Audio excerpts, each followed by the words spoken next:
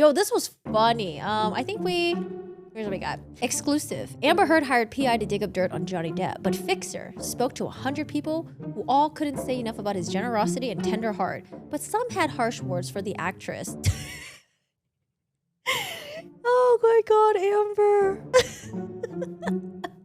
Wait, am I supposed to, these are bullet points, right? We can just read the article. It'll tell us it. Okay. An emotionally battered Amber Heard hired a notorious private investigator to dig up any possible dirt on her ex-husband, Johnny Depp, amid their ongoing bitter legal battle. But the investigator exclusively told DailyMail.com he found nothing. Former porn star turned Hollywood fixer Paul Baresi said he was hired by Heard's legal team last summer to find people who've been verbally or physically abused by Depp and B-star witnesses in the upcoming defamation cases in the UK and the US. Baresi, who has worked for the likes of Sylvester Stallone, Arnold Schwarzenegger, Eddie Murphy, explained he was hired to look into Depp's follies and vices, dating as far back as the actor's Viper Room days, which he co-owned in the 1990s.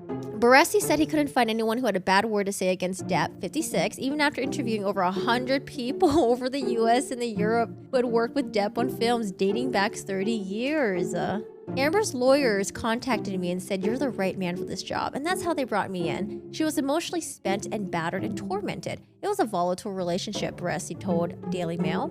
But he admitted, "I went to US, France, Italy, Britain, almost anywhere that Johnny Depp roamed, everywhere he walked. I couldn't find one instance, or at least an admitted one, where he was physically abusive to a woman, smacked or beaten around.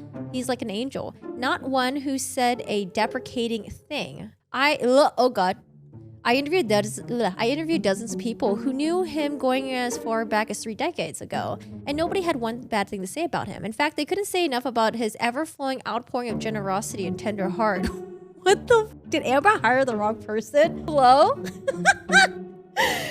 No, Amber hired this guy. This guy was like, okay, I'm gonna tell everyone what my findings were. A spokesperson for Heard said Mr. Baresi hasn't been involved with Ms. Heard's team since he was let go last year, and his account is entirely inconsistent with the testimony of multiple witnesses. I mean, maybe Amber's gonna show us some crazy-ass witnesses gonna come out of the woodworks, but so far, the witnesses that they have so far are like, yeah, he didn't really hit anyone, or he didn't hit anyone. He hasn't been accused of any abuse or anything. All right, let's see. Oh, is that Baresi? Damn. All right. Looks like a really good-looking detective. In an email, Baresi gave DailyMail.com examples of the plaudits to Depp, writing, "Jane Galley, head of the makeup department on City of Lies, had nothing but praise for Depp. She had worked with him in the past on Public Enemy and Pirates. She said he's a real sweetie." City of Lies director Brad Furman told me Johnny was a true professional and a wonderful human being in every sense of the word. And assistant director Paul Silver told me, although Johnny was not always on time, held up the shoot sometimes, he was professional and always delivered. I asked Silver whether Depp ever lost his cool. Silver said all artists have a temper.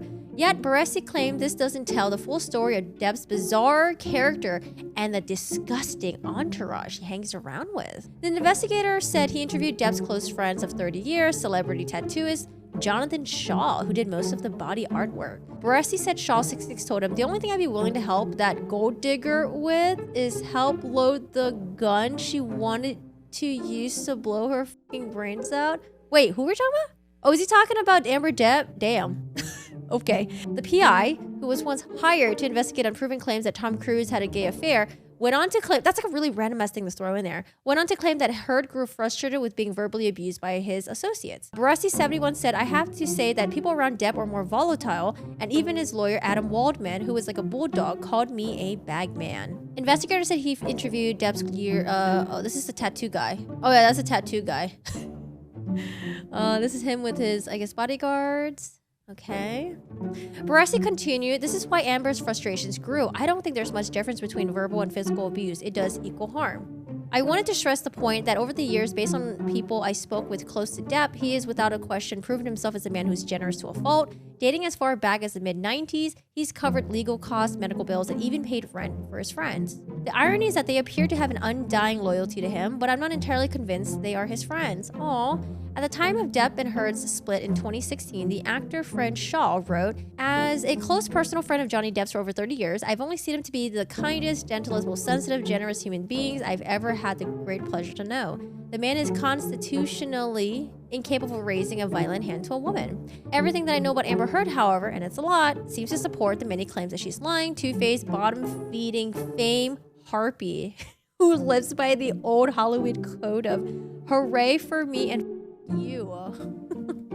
It's disgustingly obvious to anyone with a half a brain that the absurd, contrived allegations about Johnny's behaviors are nothing but a pathetic, desperate attempt to extort money from my dear little brother, period. Depp has taken on a London tabloid over 2018. Yeah, this is when he's trying to sue The Sun. And then this is the Washington Post op-ed. Baresi did find one unresolved issue regarding disappearance of Depp's ex-business partner, Anthony Fox. Wait, he disappeared? What?